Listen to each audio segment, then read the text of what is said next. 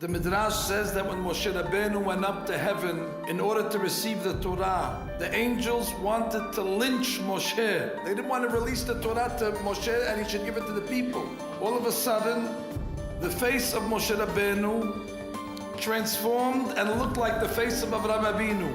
God Almighty turns to the angels and says, have you no shame? Weren't you the guest that Avraham Avinu waited on and you're not embarrassed of this? At that point it says, the angels acquiesced and they agreed, we will release the Torah to Moshe and the Jewish people. This midrash is very mysterious and enigmatic.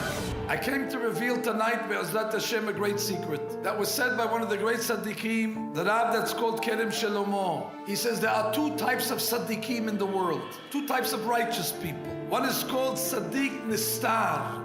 He's a hidden tzaddik. But it's not the hidden tzaddik that you're thinking of. This hidden tzaddik we know about. The problem is he's nistar, which means he doesn't go out to the people. He doesn't share his Torah with others. Then there's another type of tzaddik that's called tzaddik nigleh. That's the tzaddik that is revealed, which means he learns, he studies, and then he has the strength to close the book and go out and influence others and elevate others. Asks the Kerem Shalomo, both are great. Who's better? The Pasuk says on Noah, ish tzaddik tamim. A tamim is someone that shares his religion. Because if you learn a lot for yourself but you don't share it, there's a deficiency in Klal Yisrael. Klal Yisrael is lacking. When Noah was building the Teva, there was many Risha'im. And he went out and tried to mekarev them. And he tried to bring them back. But you know what happened, he says? It was too difficult. So he gave up his tamim. Later on, before God tells Noah to go on the Teva, God says to him, Noah, go on the Teva, because I see you're a tzaddik in front of me in this generation. By the time he went on the Teva, he wasn't a tamim anymore. Noah went back to worrying about himself. And our generation is not far, where the morals and the values of society are declining every day. The challenges that we have for ourselves and our children are overwhelming. In this generation, we cannot afford to have our rabbis and our religious people to remain tzaddikim. Everybody must become a tamim. The religion must be shared with others. Judaism only has a future because we have timimim. Rambam says, why did God choose Avraham? Was he the only religious man of his time?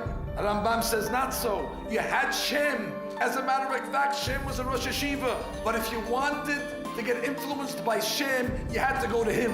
Whereas Avraham, he went to the people. And that's who God prefers. Moshe Rabbeinu goes up to get the Torah. The angels tell God, human beings will not be able to reach the levels that an angel can. God says, look at the face of Moshe. And all of a sudden it turns into Avraham Avinu. You think I'm interested in the spiritual attainment of the individual? I'm interested in the one that sacrifices his level for the other. Don't you remember when you visited this man Avraham? What was he doing? He was talking to God. That is the highest level a human being could reach. Avraham Avinu was in spiritual ecstasy. And then he sees from the corner of his eye 3 strangers. If I was Avraham, I would have put a sign up, closed for today. Instead, he told God, this meeting is closed. I must go attend to the guests. God said, look at Avraham. He left his spiritual level for the people. That's the tzaddik that I'm interested in. And Moshe Rabbeinu did the same thing. The Pasuk says as follows. Moshe Rabbeinu went down from the mountain to the people. Rashi comes along and says, he did not go to his business. He went straight from the mountain to the people. What in the world was Moshe Rabbeinu's business? Moshe Rabbeinu just came from heaven. He just received the Torah on the highest level. If I was Moshe, I would go back to my tent and start to ponder. I would start to delve. Asakav means his personal elevation, his personal spiritual business. Rashi says Moshe left his business and he went straight to the people. That's a leader that God's looking for. Moshe and Avraham have something in common.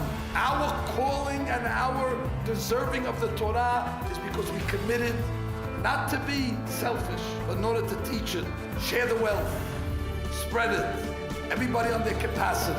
There's no room in this generation for a selfish Torah, for a private Torah.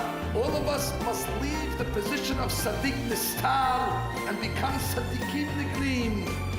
Then, Be'ezrat Hashem, be fulfilled on us. Ve'atem devekim b'Adonai Elohechem. Hayim kodechem hayom. Amen ve'amen.